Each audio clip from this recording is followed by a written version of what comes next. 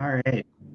Good morning, everybody. As you're just logging in here, we'll just wait a few minutes and allow a few more people to log in. And if you're just want to get an indication if you can hear us and also see the presentation, the PowerPoint that's there. So it looks like it is. Good morning, everyone.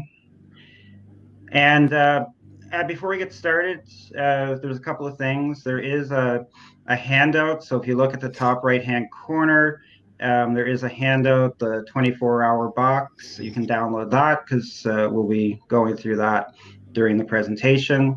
And then there's polls. There will be three questions, but the first question is just we want to know who we're talking to, I guess. So if you just want to fill that out before we get started. And then towards the end, I'll share with you two other questions that will basically just ask you about the your satisfaction with this platform as well as what you got out of this coming webinar. So take a few minutes to do that. We'll get started here in a couple of seconds. Wait to see a few more people join us, and then we'll get going.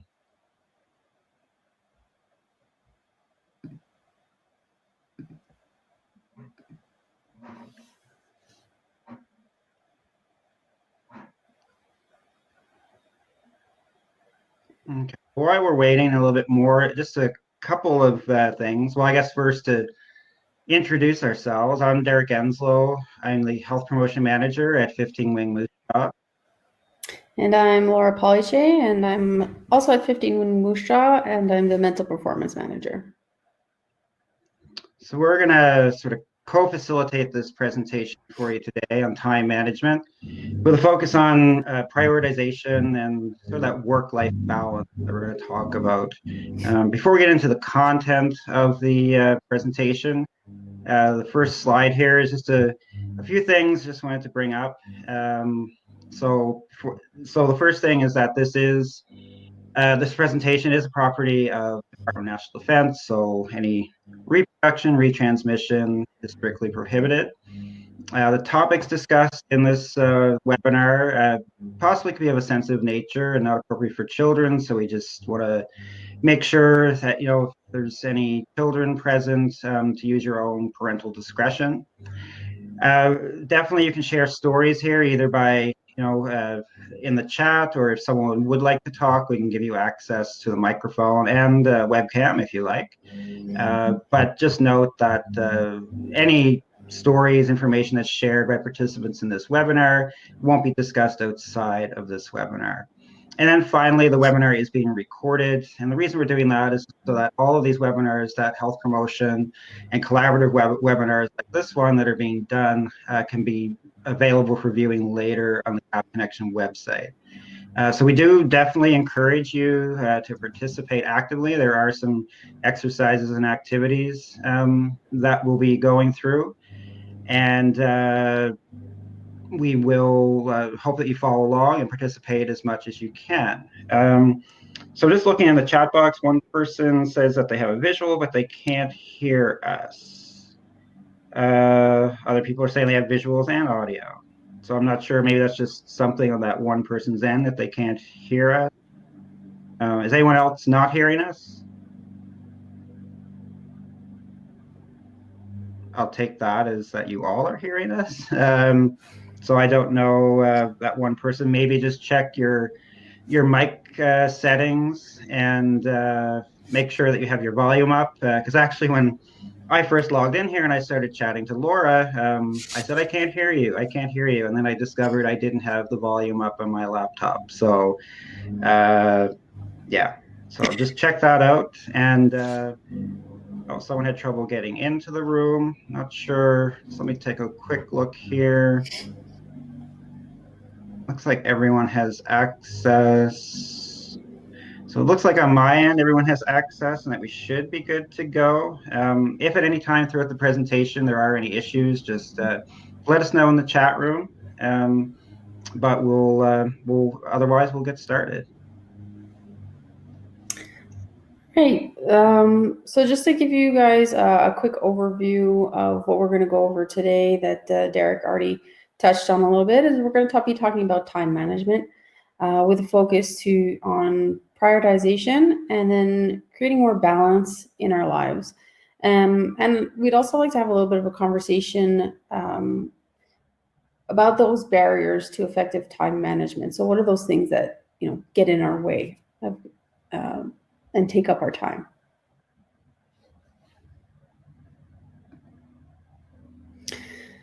So just to start off, the question of, did you know there are actually 8 different approaches to time management? Um, I know when I think about time management, I don't divide it into 8 different approaches. I have my certain strategies, but not everyone has the same strategies for time management, and everyone has different needs depending on their roles, what's required of them, what they have to do on a daily basis. So I'm just going to go over each of these approaches to give you a very quick overview. But if you do want to find out more and learn more about these approaches, I put the reference to the book that they're in. It's by Covey's First Things First, and it's the last slide that we'll show you today. So you'll be able to get that reference. So the first one, get organized. So this approach assumes that problems are caused by lack of order in our life, that we can't find things. And in most cases, the answer lies in creating a system for ourselves, like a filing system in and out of a box, right? So putting things where we know where they're going to be time and time again, sort of like that clean desk, clean mind, organized mind approach. Then we have a warrior approach, and this focuses on the protection of our personal time and to focus and produce that personal time. So the time warrior realizes that if we don't do something to fight back the system, it'll become an avalanche, and it'll kind of bury us alive. That mountain of work, that pile of work that just seems to always be there. So protecting our time can be done through delegating and really staying disciplined to that time. So let's say from 1 to 4, I'm working on this project or several projects, but at 4 o'clock, then I need to move on to something else. Then it's protecting that time. So approach. The goal approach or achievement is basically saying that you know what you want to focus on, what your efforts need to be, and how to achieve it. So this can include long-term, mid-range, and even short-term goals and planning. And this includes skills such as goal setting, visualization, self-motivation, creating a positive mental attitude. The ABC approach is sort of self-explanatory in that it's really prioritization. You can do anything you want, but not everything, right? So it instructs you to concentrate your efforts on the most important task first, right? So what needs to get done right now, that's my first priority, and that's where I'm focusing on. And then you go down the list as such. Then you got the magic tool approach, which focuses more on technology, and it's based on the assumption that the right tool, so the right calendar, the right planner, the right computer program, will give us the power to create quality in our lives. And it's the basic assumption is that systems and structures make us more effective. Then we go on to the time management 101 approach. And this paradigm is based on the idea that time management is essentially a skill, like accounting and other skills out there. So in order to function effectively, we need to master basic skills, such as being able to use a planner or a calendar, creating to-do lists, setting proper goals, such as SMART goals, being able to delegate, which I know is not always easy for some of us, staying organized, and prioritizing. Then we go on to the go with the flow approach. So, getting back to the natural rhythm of living will open our lives to spontaneity and serendipity that's natural to our being. So, it's based on philosophies from Eastern cultures and biological research. Um, and again, these are just quick overviews of these different approaches that you can find out more in the resource at the end of this webinar. And then, so the last one is the recovery approach or self awareness. And it's the basic paradigm is that there are essential flaws in our psyche or mental approach as a result to our environment, heredity, scripting, and other influences that manifest themselves. Could be as self defeating or dysfunctional time management behaviors. So the solution is seen in recovery from the psychological or sociological deficiencies that create the time management problems. So as you can see, as I just went over, a lot of different types of approaches, and some of them I would say even overlap in certain things, but there's a lot of different ways that we can manage our time and a lot of different approaches that we could use.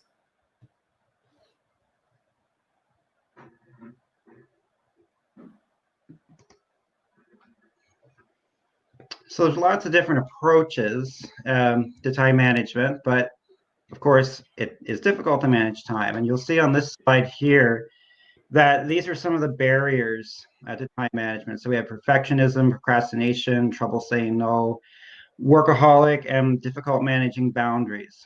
So the first one, perfectionism. Any idea like why or what's up basically with perfectionism? Why do some people strive for that perfect solution to whatever they're doing, or they'll only do things unless it's perfect? Any idea from people out there that are listening? Fear of failure, yeah, that's definitely one of them. Anything else people can think of why biologically wired? Some people definitely are just that's just their it's innate. It's within them that they feel that they need to be perfect all the time. Anything else people can think of about perfectionism? Wanting to do a good job and be rewarded, definitely. I always remember from a supervisor I had a few years ago who just basically said, everything doesn't need to be perfect. It's just basically get something done. And then, you can always work on it. And I mean, I don't think things can always be perfect. I see a few other things coming up there, insecure. So definitely that insecurity, and that creates sort of an internal stressor. And that perfectionism and wanting to always strive for things to be perfect does create a good amount of stress. Uh, Stephanie says sometimes 80% solution is fine, but 100% for sure. And I think maybe trying to shift people's focus to know that having 80% of it correct is perfectly fine. And that's something that I think people who are perfectionists perhaps need to work on, and help maybe alleviate some of their stress. Uh, so definitely, it can create a lot of stress, and that's something that whether it's innate or it's just something that people fear, it can prevent them from doing things, preventing from getting things done. And so, as you can see, that will have a major roadblock on being able to manage time in an efficient way. What about procrastination? Why do people procrastinate? Any idea from people looking in as to why people procrastinate? Something that's hard, yeah. May not know where to start, don't want to do the task, yeah, that's definitely for sure. Other reasons could be that we just feel that there's too much to do and we just don't have enough time. Uh, Let's see what else is coming up there. 100%, but lack the skill. So maybe or at least think they don't have the skill. So that's why they put it off. It may not be an enjoyable task. Yeah, definitely. And things that we don't enjoy, we tend to put those off to the side and do them later.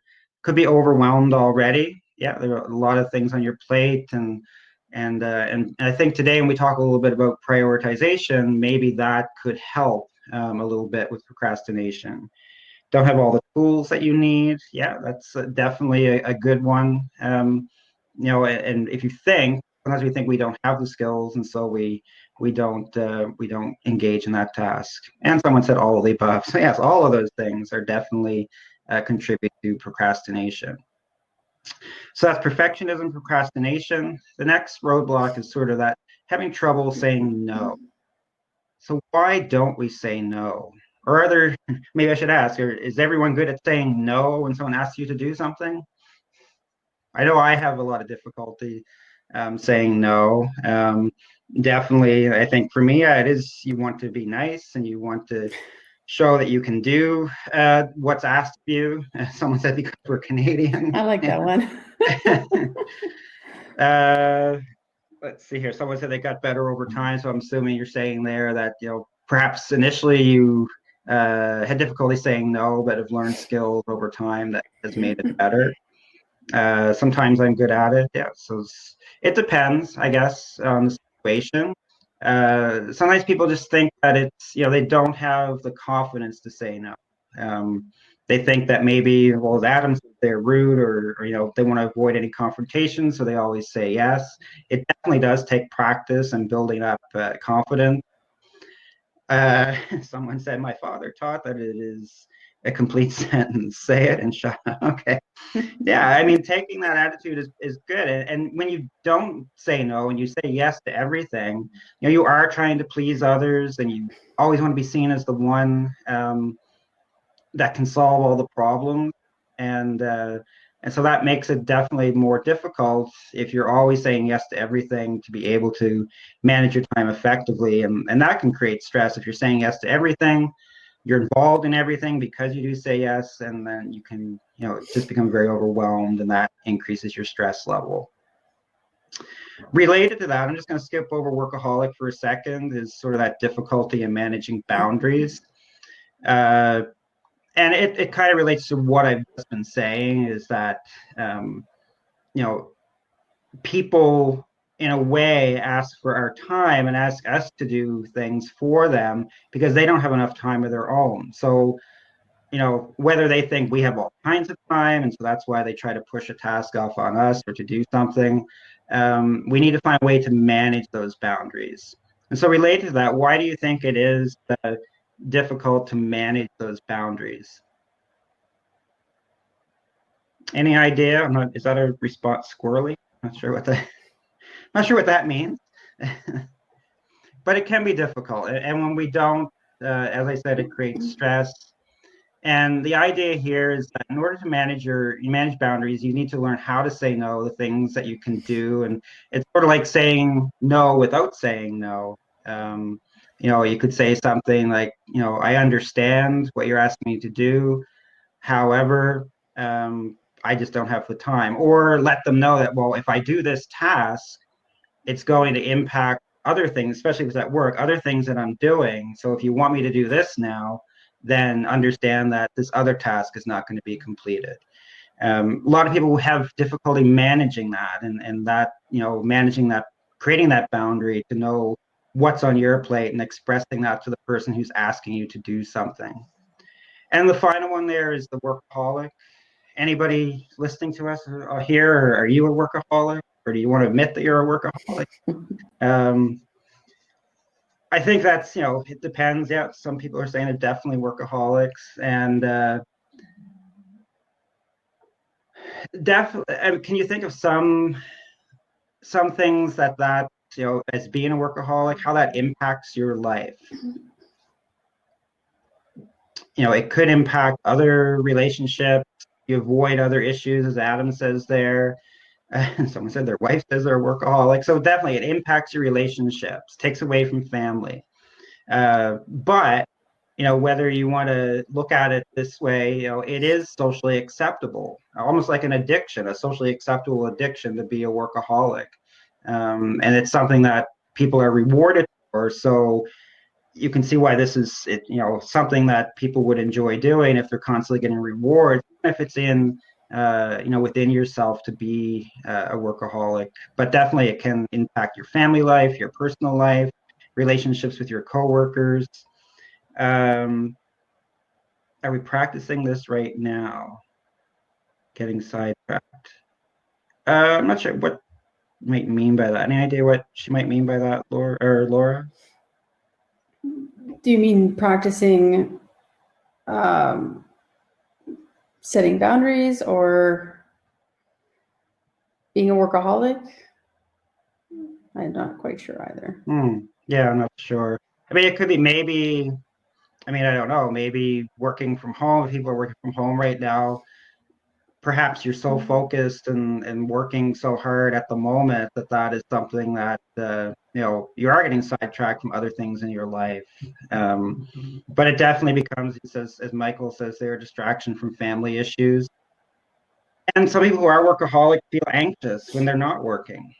So they need to have that. It's like it is almost like an addiction. So they need to have that to get rid of that anxiousness.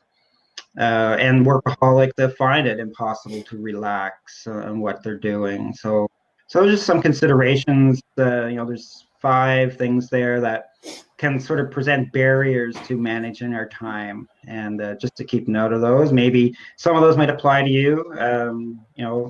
And that's perfectly fine. And I think a lot of what we're going to talk about the rest of this presentation will hopefully help to address some of these barriers to time management.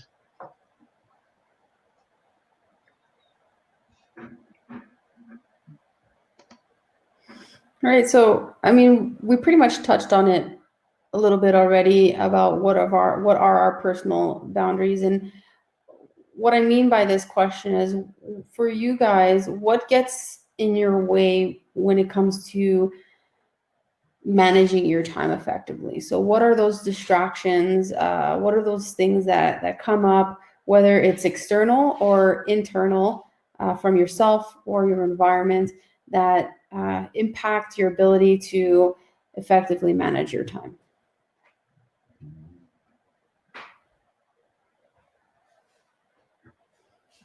Our work kids, definitely, it's a very different work environment right now, right? We're not in our office or our cubicles where we can sort of close off when we really need to focus on something. There's a lot of other things going on right now.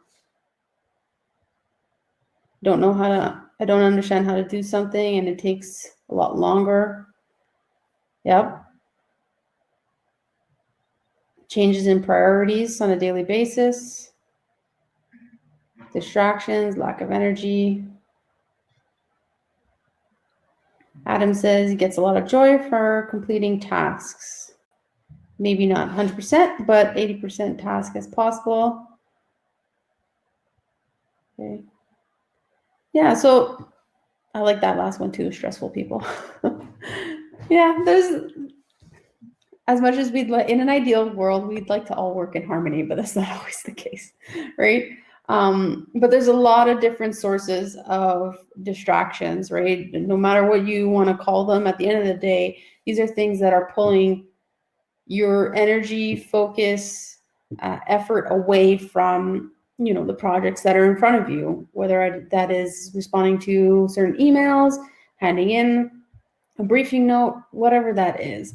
And the reason why we put this question in there is, I think I say this with every presentation that I give, is that awareness is key. When you know and when you are aware of where those distractions are coming from, again, whether it's internal or external, then it puts us back in that driver's seat to take control and say, okay, I know this is becoming an issue for me. So how can I manage this a little bit better? Do I have control over this distraction that I can say, I'm going to put it away? Or do I need to change up how I engage with my work environment a little bit, right? Where is that control? What do you have control over? The distraction itself? Or do we have to tweak the way we work, right? And not necessarily when I mean the way we work and how we work, but it's more of our setup, right? A really easy example that was already mentioned is going from our office environment to our home environment, right? 2 completely different work environments, so we need to tweak it a little bit. We don't have our, everything that we have from the office. So are we making our kitchen table the office, or do we have an office in the house that we can close off and make it as comfortable and, work positive environment as possible? There's these things that we need to consider when it comes to an effective work environment, which all goes into effective time management. I think if I may just add something there, I think for me and probably for a lot of other people, this idea of your work and life and the boundaries there. I've always been the type of person, like I said, probably other people are as well, where I keep my work life and my home life as separate as much as possible. And I'll rarely, unless I absolutely have to, take any work home. Of course, now we're working from home, so your work life and your home life are one and the same. And I have found that really difficult because it makes it more difficult to separate the two. And so that boundary for me is has definitely been impacted. And I think as time goes on, I've gotten better at it, but there is no not taking work home now because we are working from home. The best we can do, like Laura said, is to set up an environment within our homes that mimics the workplace as much as possible, and that will help in some ways to to help us manage our time a lot better. But it is definitely different. Mm-hmm. And just to answer one of the comments here, Cappy, I hope I'm pronouncing that correctly. When it comes to change, a little bit at a time is key, right? So what's difficult for me might not be difficult for someone else. So whether it's a request or these changes to make sure I need to create a space for me that's positive for my work environment and for myself, making those little changes at a time can help drastically, right? Instead of trying to change or overhaul something completely all in one day, that can very likely cause some stress in itself. So make sure we don't miss anything in the chat room there. There was one, I'm just scrolling back up here, which I thought was interesting from Nikki. Expectation for one person to complete a 2 or 3 person task, but not being given extension to timelines for circumstances. So definitely, I think, we're always being asked to do more with less. And when that is being requested of us, that definitely has an impact on our time management. I think the best in that situation, yes, you could maybe ask for extension. It probably won't be granted, but at least making your feelings known about how that's impacting you, how it's impacting your work, and all the other tasks that you're told to do. It at least open that conversation with your chain of command or your supervisor.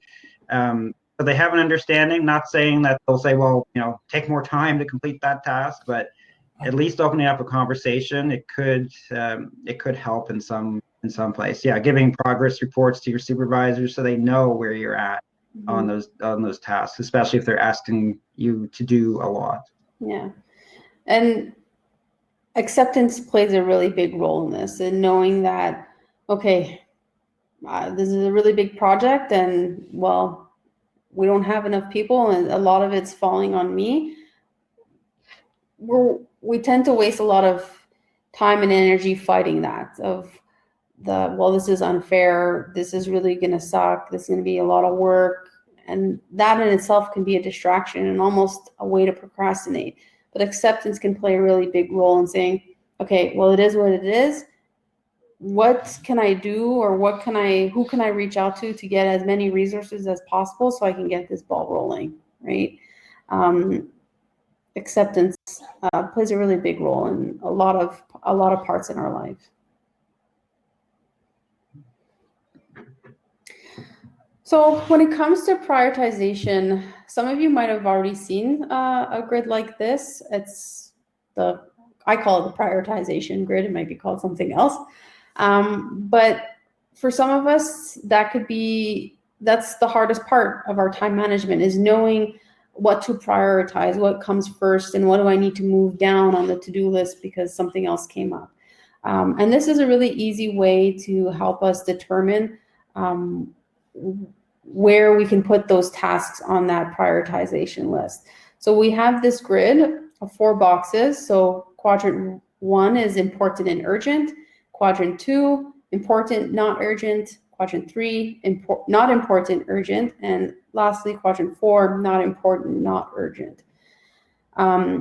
So quadrant 1 is we have important things and urgent items that need to be dealt with immediately. So the examples on the slide here: crying baby, kitchen fire, someone calls, answer the phone, right? Quadrant 2 is we have important but not urgent items. And these items that are important but not require your immediate attention, but we need to plan for them.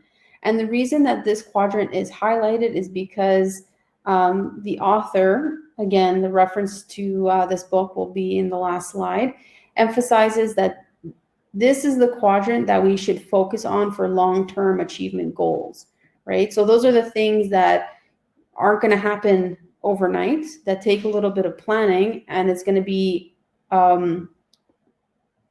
there requires progress for each levels to get to that end state, right? So your exercise goals, right?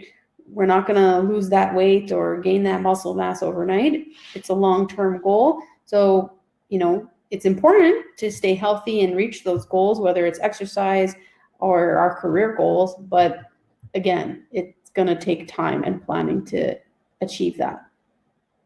Quadrant 3 is that we have urgent but unimportant items. These items should be minimized or even eliminated. So this is what we're talking about: interruptions, some distractions, other phone calls, right? There's some phone calls that we might not necessarily need to take right away, especially if you have caller ID on your phone. They say, okay, I'll call them back later because this takes priority right now. And then finally, quadrant 4 is that we have unimportant and also not urgent items that don't have to be done anytime soon, perhaps add little to almost no value, and also should be minimized or eliminated. These are often trivial time wasters. Busy work, I like that word, because what that essentially means is that we're doing things and it looks like we're busy. We might feel busy, but what did we actually do, right? Did you spend 10 minutes making a to-do list for that morning of, okay, you feel productive because you're writing down all the things that you need to do, but then does it really take 10 minutes to make a to-do list, right? Not really. And I wouldn't say 10 minutes, but I'm guilty of doing this because I enjoy doing to-do lists, and I write it down and I'm like, okay, I'm going to do this and that, and I do all this planning, but there goes 10 minutes that I could have just already have started that first task on my list, right? So this quadrant is something really easy that you can just draw out on a piece of paper and help write your to-do list within that quadrant, so and have a better visual of what those tasks are that need to be done for that day. And I think too, just to elaborate a little bit more on what Laura said there before, I mean, if we spend, a good deal of our time in quadrant 2 by planning and sort of setting goals and what it is we want to do, so being proactive, it can help with those other 3 quadrants. It can help us when, in quadrant 1, we have to react to, a call or a crying baby, as it says there, or in quadrant 3, when we get distracted by interruptions and those sorts of things. And then quadrant 4, we could spend some time there if we have, a planning mechanism in place so that we can do things that are wasteful, but if you are, surfing the internet or whatever it might be, you don't feel maybe as guilty doing those things because you have been able to manage your time by planning and spending that time proactively in quadrant 2. Mm-hmm. So some of the comments here is that, wanting to write everything down and being afraid to forget things. And that's a valid statement, right? So just a quick suggestion is something that you might already do is that anything that does come up, write it down right away, right? You don't necessarily have to go switch tasks completely and go to that quadrant and see where does it fit in within my day, but have it on a sticky note, write it out, and then, right before you go to lunch or when you're done your task and you have a couple of minutes, look back at your quadrant. Okay, where does this fit in, right? We like to think we have great memories, but that's not always the case for all of us. So let's practice a little bit. So Derek and I just put a couple of, things together. And so we have a list of these 8 items. So feeding the dog, doing the groceries, handing your claim, replying to an important email, water cooler talk, online gaming, meditation, FaceTime with a loved one. So if you guys have a piece of paper in front of you, or even just writing it out in the chat, where would you place all of these tasks with respect to the quadrant that we just went over?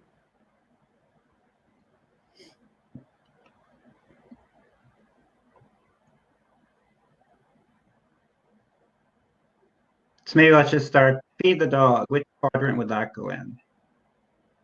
You can just, in the chat, just write the number for 1, 2, 3, or 4.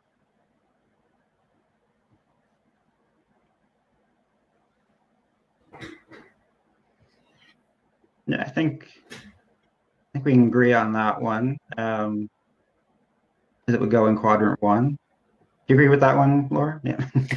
I did say it depends on what your day looks like. I would say it's a little bit more quadrant 2 because it's important, but not necessarily urgent, because a lot of people have a set time that they feed their dogs. So yeah, I would say more quadrant 2.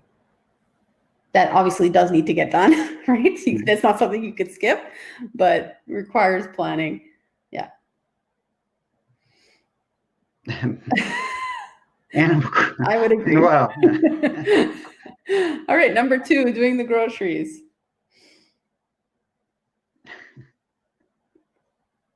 and maybe doing the groceries these days is, we might look at it a bit differently. Yeah, for sure.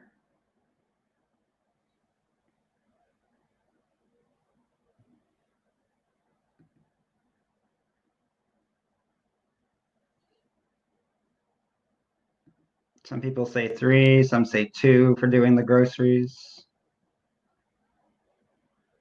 I would say, I mean, probably it is something we need to do.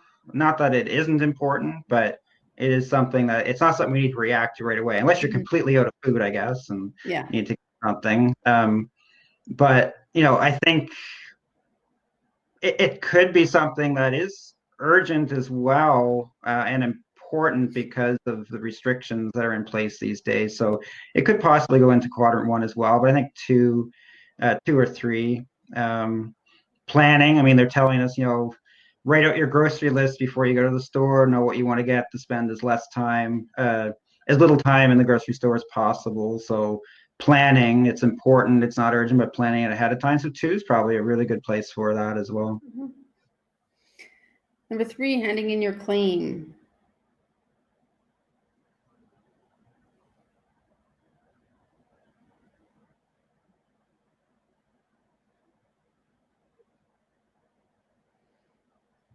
We have a 1 and a 2, a couple 2s.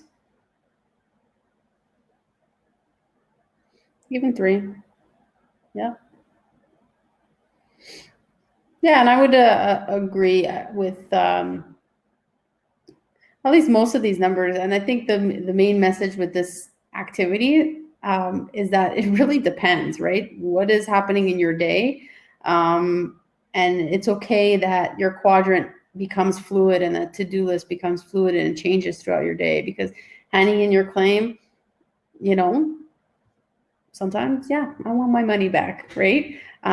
So handing it in before the end of the day, because maybe on Fridays the clerks aren't there for the full day, or whatever it may be, we'll change it where it is on that in the grid. Replying to an important email.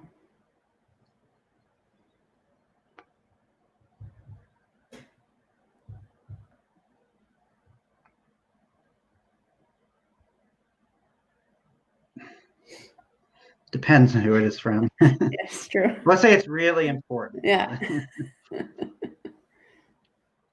Probably 1 for most people, or I think, and a lot of people too, they'll sort of set out and plan, when they're going to reply to email. So I guess depending on how important it is. But for most, I think that would be 1 that would be in quadrant 1. It's important, it's urgent. Let's say it's a really urgent and important email, then that would fall into quadrant 1. Number 5, water cooler talk.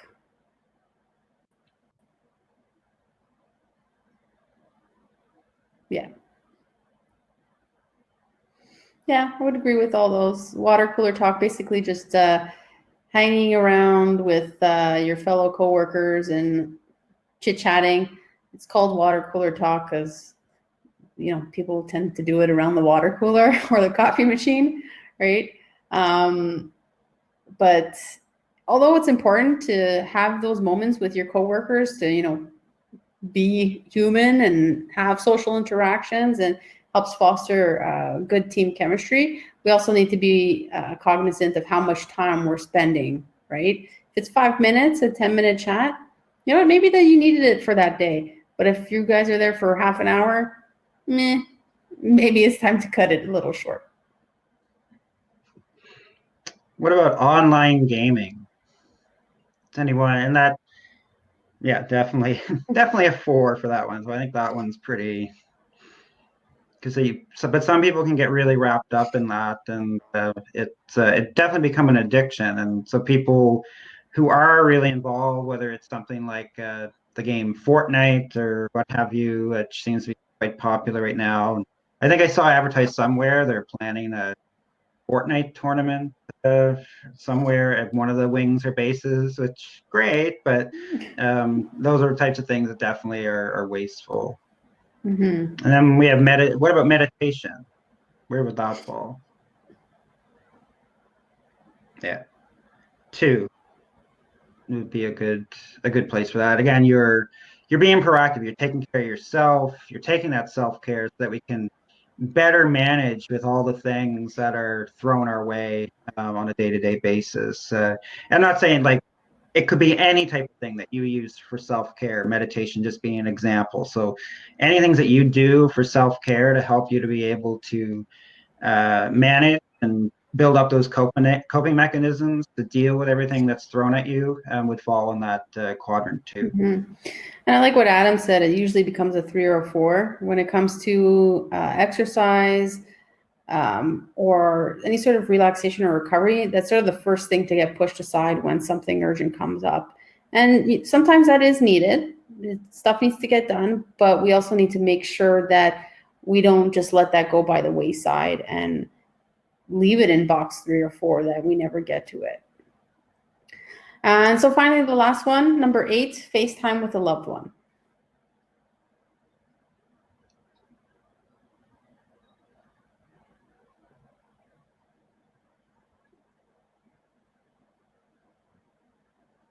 Yeah, that's a good point, especially right now where we are in the world.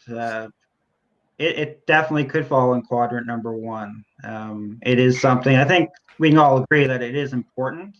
Um, and then whether it's urgent or not urgent, uh, I guess it depends on the time, on the circumstance. Like I said, with everything going on with COVID 19, it probably fits more in the 1 quadrant. Mm-hmm. Yeah, absolutely. So I think you guys did a great job in participating in that. And just to kind of repeat that message I said earlier is that depending on what your life is like and what those demands are, these quadrants and these items are going to change for you. And that's okay. And it's being okay with that, right? Not bringing in a little bit of that approach of go with the flow, that understanding things are going to have to change on certain days just because that's the way the day is flowing. So, we're touched on balance a little bit here already, but what does that mean to you? What is your definition of balance?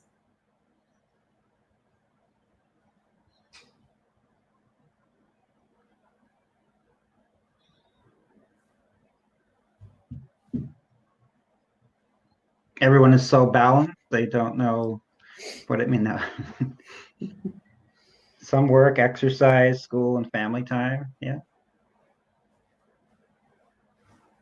Getting good sleep is your best indicator of balance for Keith.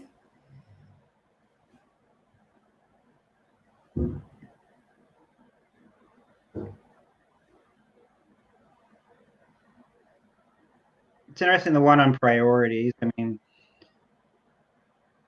perhaps not prioritizing one thing more than the other. But sometimes I guess that does become difficult, especially when things are urgent. But Being able to know what those priorities are helps to create that balance. Feeling calm, work, family, and me time. Me time, that's usually one that we don't pay a lot of attention Yeah. to. Yeah. So when we talk about balance, it includes mental, physical, social, and spiritual, right? So taking care of our mental health by doing activities that we enjoy doing, and challenging our brains outside of work, right? So, doing a puzzle, trying to learn something new, right? Physical, you guys already mentioned it, staying active, whatever that means to you, right? Some people really enjoy hitting the weights, other people enjoy being outside more. So is it going for an hour a walk a day after supper, committing to that? Is it, just playing in the park? Well, the parks are closed right now, but playing outside with your kids, being active, right? Getting that physical recovery in. Social. So, we talk a lot during this time about staying connected with friends and family. And there's a lot of different ways that we can do that, amazingly with technology now that we're able to give these webinars, FaceTime, Zoom, MS Teams, whatever the platform is, right? We can stay connected, but, making sure that we don't get too isolated and reach out when we need it and reach out to not only for ourselves, but for others as well. I And then, think too yeah. with the sorry to interrupt, just with the social aspect, I think it probably, yes, we have all this technology, but I think it's a little bit more difficult now. And then maybe I'm just talking about myself personally here. I never thought that I was the type of person that I needed to be around people. I always viewed myself as more of an introvert, and probably I am, but I've come to discover now with all this social isolation that I need to be around people. Like, this is fine, we can talk virtually and do that, but I think being around people and having those just casual conversations, yes, we talked about how those may be a little bit of a time waster, but having that and having that interaction, for me, helps with my balance. And so definitely missing that part. Yeah, that's a really good point, Derek. Absolutely. It's just one thing to just talk on video, but it's another thing to physically be around other people. Absolutely. Yeah. And then, so finally, with the spiritual balance, when we talk about spiritual activities that we can do, could absolutely mean religion, whatever your religious background is. But it could also, if you're not religious, it could also mean other things for you too as well. Some people find spirituality just being in nature, meditating, even journaling for some people, right? So it's whatever that is to you. And just making sure that we have activities not only throughout our day, but throughout our week that touch on each and every one of these aspects so that we do have balance in our life. And it is definitely something that we need to plan because, as I said earlier, it's very easy to put that on the back burner for other things that we have in our life that need to get done. There's always something that needs to get done, right? So it's putting more priority on ourselves and making the time for it so that overall we're reducing our stress levels and really at the end of the day becoming more productive and effective in our performance environments. So I want to refer you guys to the handout right now. And I call this the 24-hour box. And it's just to assess how much time do we really have, right? So I'll give you guys a second to download the handout.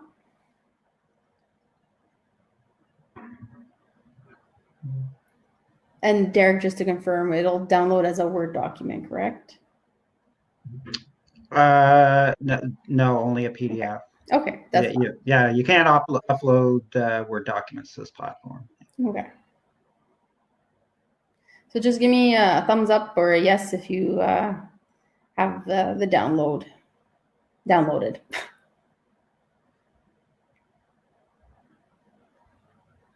Perfect. So I wrote some instructions on that, and it's a quick little activity. And basically, every box represents 1 hour, right? So, I mean, you can go over it with your cursor, or, later in the day, print it out and color it in by hand. It's up to you. But basically what we do with this activity is to figure out, am I really being productive with my time, or even can I help raise that awareness to make me realize, oh, I actually do have more time to insert me time and that balance. So we want to color in a box for every hour that, we have to be doing something. So sleep, right? I would say the average person sleeps 7.5, 8 hours, right? So that's 8 boxes that you color in. That's 8 hours that you're committing to sleep. Then the next few boxes is how many hours in the day that you work. The average work day is, again, 7.5, 8 hours around. So that's another 8 boxes that you color in. Then anything else that you need to get done. So exercise, do you exercise for an hour or 2 hours? Coloring in those boxes. Making supper for the family, or things that you need to do for the kids. How much time does that take, right? And so really, at the end of this, the boxes that are not colored in is that time you have for yourself, for activities that you can do outside of your role and responsibilities. So for some of you, you might realize, wow, I don't have a lot of time for myself. So my question would be is, how can you create the time in that? Look at these boxes. Do these projects that you do, or these tasks that you do, actually really need to take as long as they do, right? Am I being effective with that time? And for those of us who have a lot of empty boxes, and we might feel that, I didn't realize I had this much time, then asking ourselves the question of, what am I actually doing with that time that I'm not getting the balance and the recovery that I need? One other thing, we do a similar exercise in the health promotion stress take charge course. And other thing you may want to add to this is not just what you're doing, but who you're spending your time with.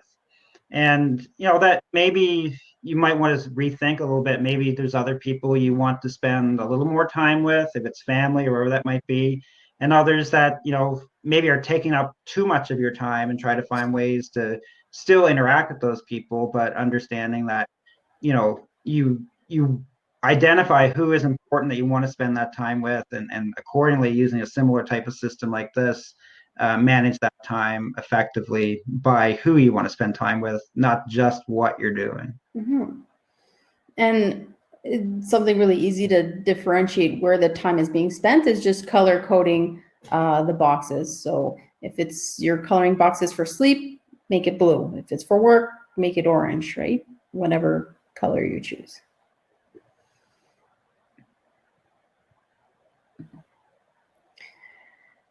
And so when it comes to creating time for balance, these are just some strategies that we can use.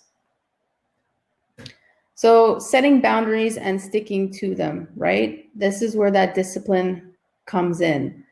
If you say that, you know what, at 4:30, this is when I call it quits because it's been a long, hard week, and yeah, I can work till 6 o'clock on a Friday, but I need to set that time for myself. So I'm going to get the things that I need to get done for that day. But at 4:30 on Friday, that's when it's done. And I'm going to go to the gym, go home, and then make supper or whatever that is that helps to, relax you. Because, a lot of times making supper can be a chore in itself, but it could also be very relaxing, cooking. Creating a transition time. Derek, do you want to speak a little bit to this one? Oh yeah. So I think basically with that one is just making sure that we don't schedule things so jam packed in a day, and sometimes we need time for reflection on what we just did. If there's sort of other things that need to happen as a result, say for you're attending a meeting, And just making sure that we're not always scheduled like, if it's meetings back to back to back, creating a bit of transition time there. And that transition time as well, just to sort of take a breath and make sure that we're not feeling overwhelmed. Mm-hmm. And that flows nicely into the second to last one there, the short moments count, right? Mm-hmm. We don't always need to have these extensive recovery activities in our life, but a 5 minute, 10 minute, 15-minute break throughout the day goes a really long way. So it's really easy for us to get caught up in our emails, and all of a sudden it's 3 hours that have passed sitting at our desk trying to reply to all these emails. Well, you know what? Get up from that desk, take a walk around the house, go outside, take a walk around the block, right? Get that change of scenery so that when you do come back, you feel a little bit, I don't want to say necessarily rested, but rejuvenated, right? And you can get back into your work, because that 5 minute break is going to go a long way throughout the day. Scheduling it in, right? It kind of goes into setting those boundaries, right? So when you say, I'm going to go work out at 1 o'clock, then, that's an appointment that you've made with yourself, putting that on your to-do list, right? Planning activities. From this point, for some of us, it can be really easy to get lazy with our recovery and just resort to watching TV at the end of the day, which is fine in and of itself, but we need to have that variety, right? Going back to those different areas of balance, having those different activities that we can do in the evening, on the weekends, to get that balance. So, some nights it could be watching a movie, but making sure you're also getting in that physical recovery, going out, going to one of the parks, doing a yoga online, doing a puzzle, reading a book, whatever it may be. And I think that planning as well, it fits in nicely, whether it's activities or whatever it is that you're planning. It fits in nicely to that quadrant two of being proactive and really taking the time to map out your time and make those plans. And it may be difficult to do that at first, or maybe if you're not used to doing it. But after a while, I think it just becomes second nature to plan things and to be organized in that way. Yeah. And then finally, the last one is sneak it in, right? If you're having all of a sudden you find that time throughout your day, then it's like, oh, okay, it's a little bit of a transition right now in the day. I don't really have, this could wait till, a little bit later in the day. Then I have 10 minutes that I can spare, that I can go visit, um, my neighbor and talk at a distance, or walk the dog, or whatever that may be. If the time presents itself, take advantage of it when you can.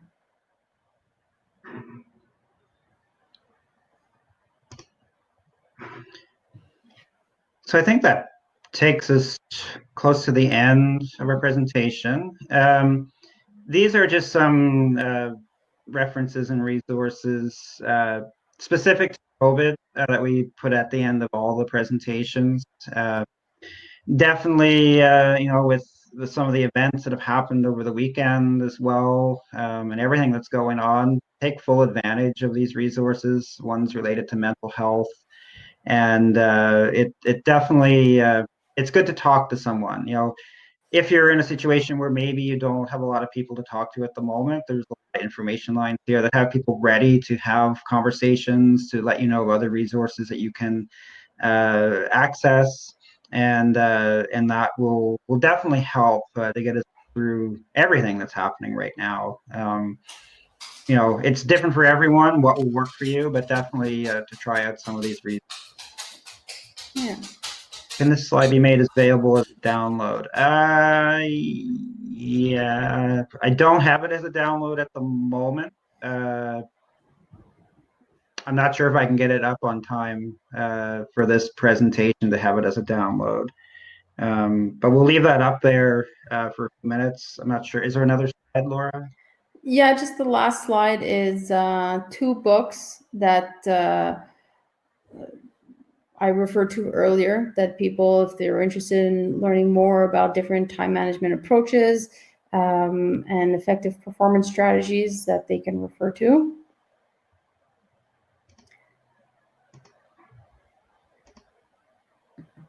Which is this. So some of you might have already heard of the 7 Habits of Highly Effective People. It's a pretty popular book, but Covey is an author who writes about performance and time management and effectively using your time and your performance. So these books aren't, as you see, the years aren't new, but at the same time, what he has written is still being used today. So if you guys are interested in, getting a book on Amazon or Audible, these are the resources that I was referring to earlier. And just a note there, I just shared the final 2 poll questions for this webinar. So just make sure before you log off to answer those 2 questions. Just again, if you're satisfied with this platform and if you found this webinar useful. So I don't know if there's any questions that people might have before we finish up here.